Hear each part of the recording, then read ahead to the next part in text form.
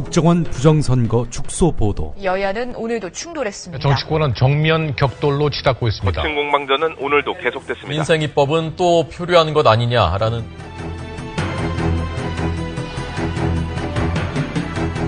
장악당한 언론은 진실로부터 멀어지고 있습니다. 낙담하지 마십시오. 국민TV가 이제 날개짓을 하려고 합니다. 조합원으로 가입해서 위대한 역사를 함께 만들어 갑시다. 미디어 협동조합 국민TV 홈페이지 또는 서울 전화 3144-7737 또는 3144-0933으로 가입하실 수 있습니다. 네, 간밤의 지구촌 소식은 황준호 기자와 함께합니다. 황준호 기자. 예, 안녕하십니까. 네, 휴일 잘 쉬셨습니까? 네, 잘 쉬었습니다. 네.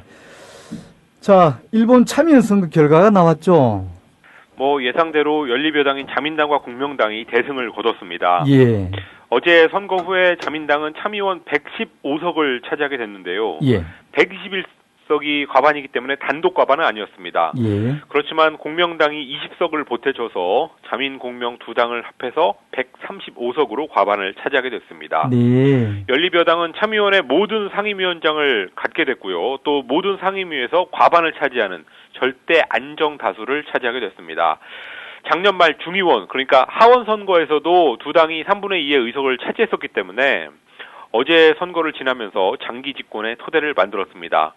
일본은 3년 뒤 2016년 7월에 참의원 선거를 또 하게 되는데요. 예. 그때까지는 큰 선거가 없습니다. 그래서 아베가 중의원을 중간에 해산한다거나 아니면 스스로 사퇴하지 않는 한 향후 3년 동안은 아베의 독주 시대가 될 것 같습니다. 네, 그렇군요. 다른 당들의 성적은 어떤가요?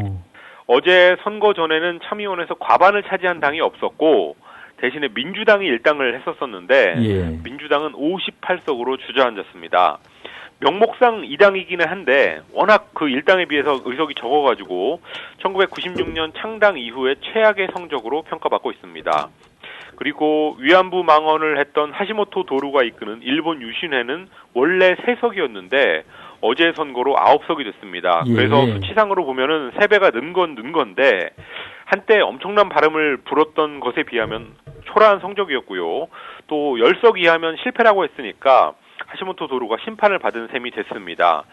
입을 워낙 잘못 놀려가지고 국제적으로 왕따가 됐었고 일본 국내적으로도 좀 너무 심했다 이런 평가를 받으면서 자업자득이 됐습니다.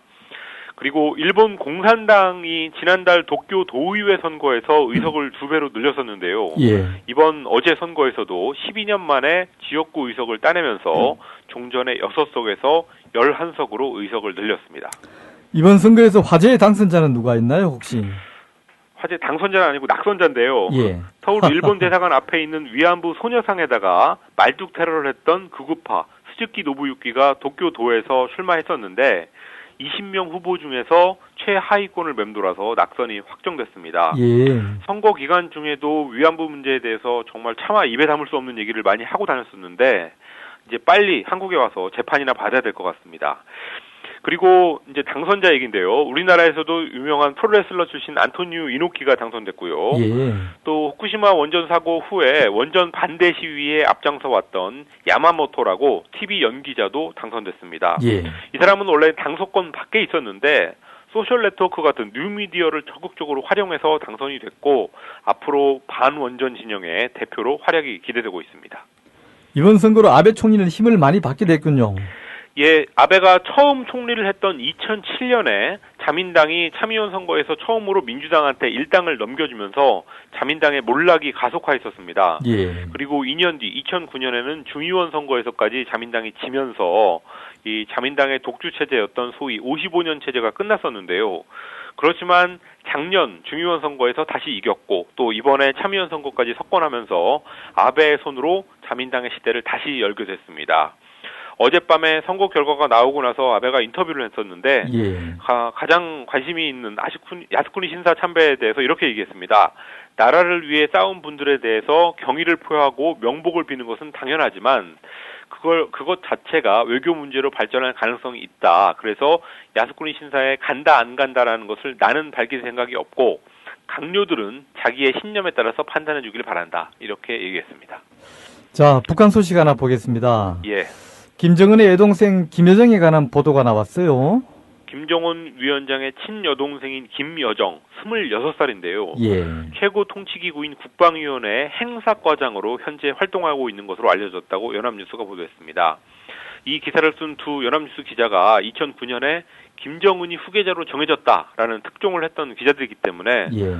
이번 기사도 주목을 받고 있습니다. 국방위원회 행사과장은 그 김정은 위원장이 참석하는 소위 1호 행사를 준비하고 또 진행하는 자리인데요. 앞으로 김정은 체제에서 김여정의 역할이 크게 부각될 걸로 예상되고 있습니다. 아버지 김정일의 여동생 김경희하고도 비교되고 있다고요? 예, 김정일의 여동생이자 또 김정은의 고모인 김경희는 현재 노동당 비서고 또 그 남편은 장성택 국방위 부위원장인데요. 예. 그 김경희도 오빠 김정일이 후계자가 된 후에 1975년부터 노동당 국제부 과장이 되면서 김정일 체제의 1등 공신이 됐었는데 이번에 그 조카 김여정도 고모하고 같은 길을 걷는 게 아니냐라는 분석입니다. 예.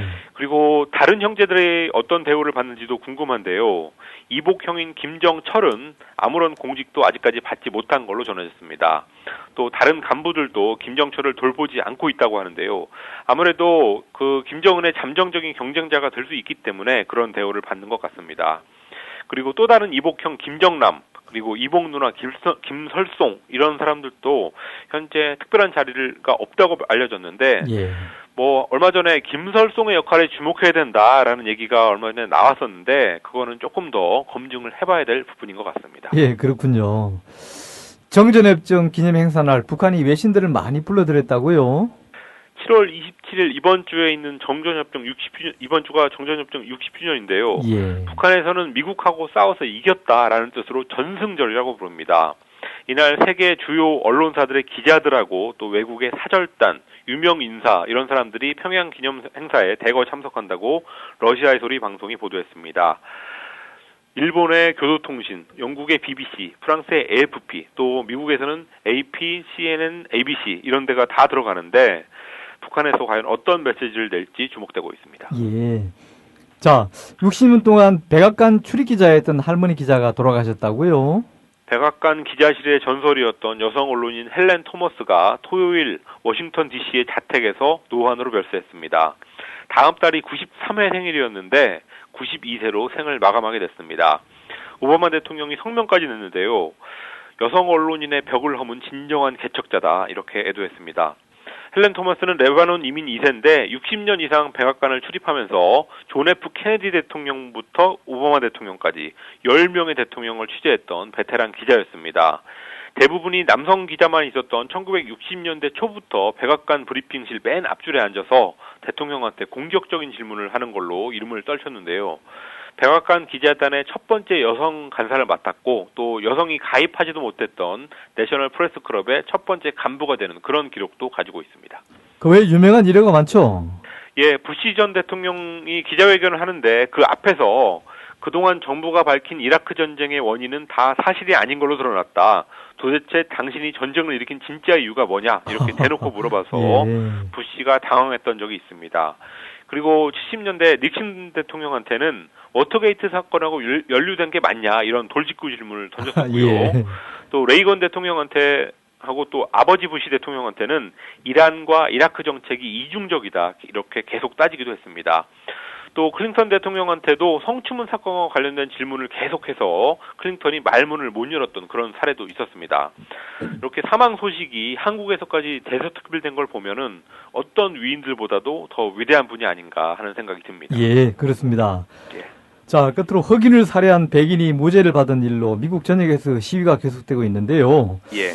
오바마 대통령이 이 문제에 대해서 길게 얘기했다고요? 살해됐던 흑인의 이름이 트레이번 마틴인데요. 오바마 대통령이 마틴은 35년 전에 나였을 수도 있다라는 강렬한 말을 했습니다. 백악관 브리핑실에 갑자기 나타나서 원고도 없이 18분 동안 혼자서 얘기를 했는데요. 흑인들이 이번 일을 어떻게 보고 있는지 이걸 설명하면서 흑인들이 일상생활에서 겪는 일, 흔히 겪는 일 3가지를 소개했습니다. 예. 백화점에서 보안 요원들이 흑인 남성을 뒤따라오는 일, 그리고 흑인들이 길을 걷고 있는데 갑자기 차 안에서 문이 잠기는 소리를 듣는 일, 그리고 엘리베이터를 탔을 때 백인 여성이 지갑을 꽉 움켜쥐고 내릴 때까지 숨을 안 쉬는 일, 이 세 가지가 흑인들을 보는 시선이라고 말했습니다. 그렇지만 오바마는 이번 무죄 판결에 대해서는 구체적으로는 말을 안 했는데요. 위협을 느낄 때 총을 쏠 수 있다는 정당방위법, 이것을 좀 엄격하게 바꿔야 된다라는 말을 강조했습니다. 뉴욕타임스는 사설에서 미국이 이런 연설을 할 수 있는 대통령을 가진 것은 위대한 일이지만 여전히 이럴 필요가 있다는 것은 슬픈 일이다, 이렇게 지적했습니다. 네, 황 기자 오늘도 수고하셨습니다. 예, 감사합니다. 이상 황준호 기자와 함께했습니다. 지금 여러분께서는 언론인 정운현이 진행하는 국민TV 라디오 시사 프로그램 정운현의 타임라인을 듣고 계십니다.